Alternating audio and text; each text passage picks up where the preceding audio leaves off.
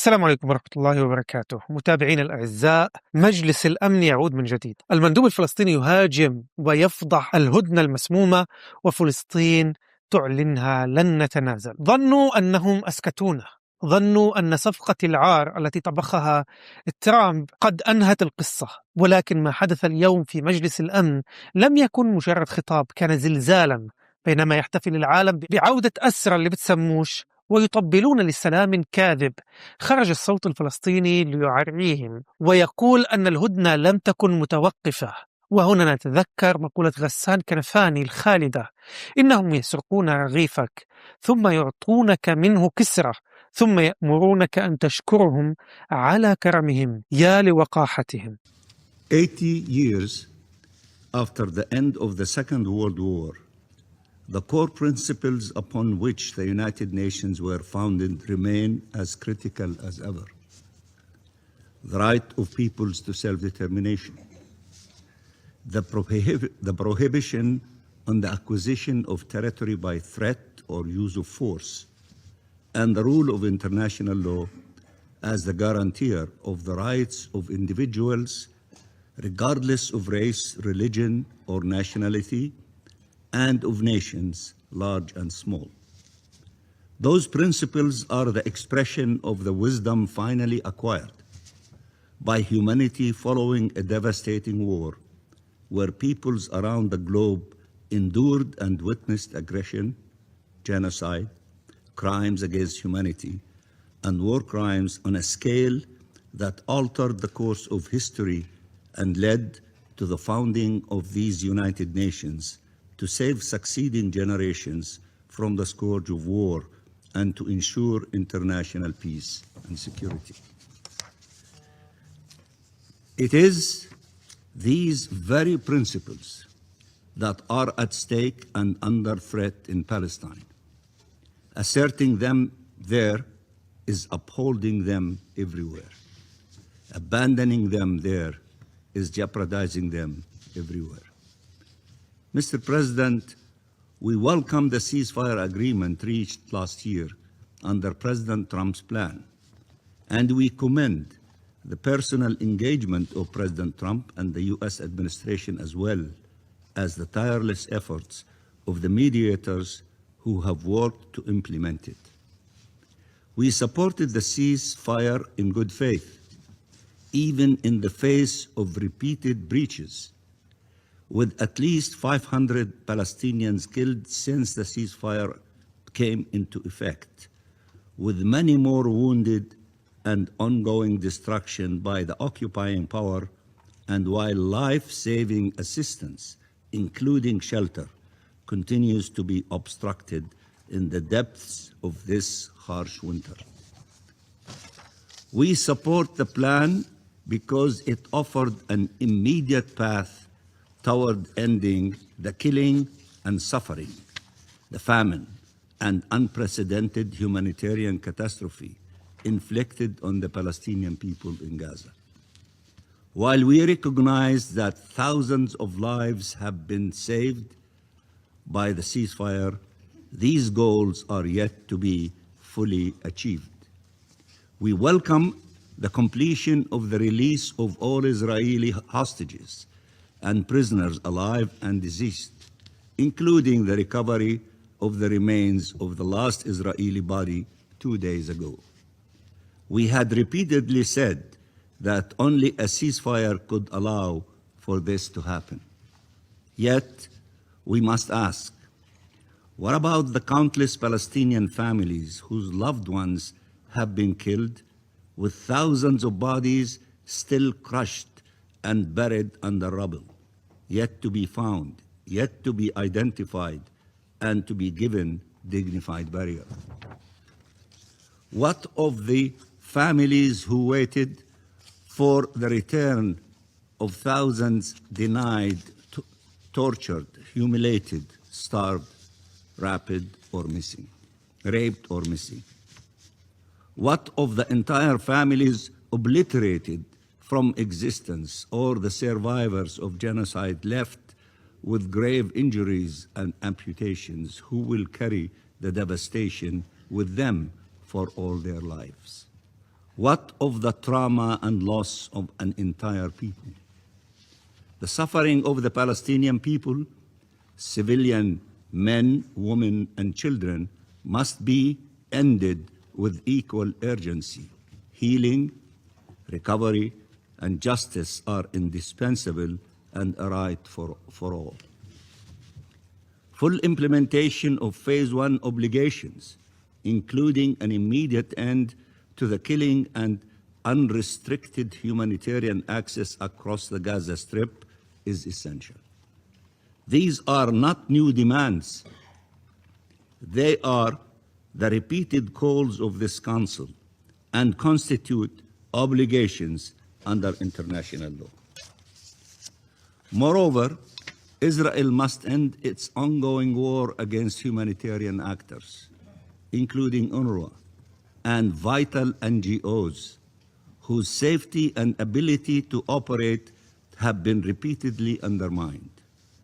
The destruction of UNRWA facilities, including the seizure and destruction of its headquarters in occupied East Jerusalem, which was also set ablaze, and the targeting of humanitarian personnel, and now the attempt to ban and expel recognized and respected NGOs operating on Palestinian territory, demonstrate total contempt for the very mechanisms established to protect and assist civilians. It is an attack on the United Nations by one of its members in ways we had never witnessed before. The advisory opinion of the International Court of Justice on Israel's humanitarian obligations must be fully respected. But instead of compliance, we have witnessed continued obstruction to aid delivery, continued violations of the Charter and Convention on the Privileges and Immunities of the United Nations, and continued grave breaches of international humanitarian law by the occupying power. In this regard, we call the letters of the Secretary General to the Security Council, to you, and General Assembly, including that in light of the gravity of the Israeli government's actions, and I quote, "A situation may exist in which a difference has arisen between the United Nations and the State of Israel regarding, among other things, the interpretation or application of the General Convention," end of quotation of the letter of the SG. Furthermore, we are obliged to underscore yet again, Israel is not the sovereign in the Palestinian territory. This illegal occupation has no rights whatsoever in occupied Palestine, including in Jerusalem. Mr. President, the ceasefire's permanence and success requires that Israel cease trying to dictate the future of Gaza and to fully withdraw from the territory. Gaza is an integral part of the Palestinian territory. I repeat, Gaza is an integral part of the Palestinian territory. It belongs to the Palestinian people, nobody else. And any transitional arrangements must fully respect our people's rights and our sovereignty over the occupied Palestinian territory. The Gaza Strip must be reunited with the West Bank, including East Jerusalem, without delay. And our people's right to self-determination and independent statehood, enshrined in the principles and purposes of the UN Charter, which I began with, and in numerous resolutions of the Security Council, General Assembly, ICJ rulings, and in peremptory norms of international law, cannot be disposed of. Israel has to abandon its plans to forcibly displace and replace our people across occupied Palestine. In the West Bank, Israeli military attacks and settler terrorism continue unabated, systematically driving Palestinians from their homes. Settlements continue to be advanced. All tools of rampant annexation. In this regard, we warn of the dangerous Israeli escalation against Palestinian cities, villages, and refugee camps in the West Bank, including the implementation of the so-called E1 settlement project. This must be stopped. The last families in Ras Ain al-Auja have been forced from their land, leaving no Palestinian presence in what was once a thriving community. This was the largest shepherding community in the southern Jordan Valley and the last to survive Israelis' ethnic cleansing in the area. United Nations reporting has now documented a record level of West Bank displacement in the last 2 years. Around 40,000 Palestinians violently and forcefully transferred from their homes, the highest figure ever since 1967. Despite the long-standing demands by the international community, including the Security Council for decades, for a halt to such illegal colonial practices, Israel persists with its impunity, entrenching its illegal occupation of our land and people every single day. This must be stopped. Mr. President, these events are not isolated. They are part of a sustained pattern that threatens not only the Palestinian people, but the foundational principles of this organization. This cannot be ignored. Yet, we still see a chance for peace. I repeat, yet we still see a chance for peace. A real historical opportunity to end the occupation, to realize Palestinian rights, to achieve just and lasting peace in accordance with international law and UN resolutions. The Palestinian Authority is working in impossible circumstances to uphold its responsibilities. It is working to retrieve the bodies of Palestinians, to restore education, to revive the health sector, to provide shelter and assistance, to reopen the Rafah crossing in both directions, to prepare for recovery and reconstruction. It has persisted in its decision to embark on a peaceful path to freedom and has not deviated from it.